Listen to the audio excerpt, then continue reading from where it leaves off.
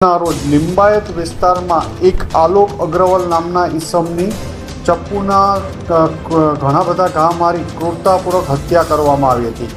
આ બાબતે Surat crime branch, local police, Limbayat police, zone 2 સાહેબના એલસીબી વગેરે દ્વારા આ કેસને ગંભીરતાપૂર્વક તપાસ કરી રહેવામાં આવ્યો હતો। આ તપાસ દરમિયાન જાણવા મળ્યું હતું કે અશફાક ઉર્ફે કૌવા નાસિર શેખ, જે જહાંગીરપુરા વિસ્તારમાં અને સૈયદપુરા વિસ્તારમાં હોળી બંગલા પાસે રહે છે, એ આ કેસનો મુખ્ય આરોપી છે। એને મરનાર સાથે કોઈ બાબતમાં ઝઘડો થયેલો હતો। આ ઝઘડાના અનુસંધાને તેણે બીજા 5 લોકોને 4 લોકોને એને ખૂબ ક્રૂરતાપૂર્વક મારી નાખવા માટે સોપારી આપી હતી અને એમના આંગળા કાપી નાખવા સુધીની પણ વાત કરેલી હતી। આ તપાસ દરમિયાન અન્ય 5 આરોપીઓ અબરાર ઉર્ફે લસ્સી મોહમ્મદ શેખ, હતપક સિંહ, ભગવાન સ્વાઈ, રમજાન પાડો અને અફસર ઉર્ફે બોકાની અગાઉ 5 લોકોની આ કેસમાં ધરપકડ થયેલી હતી।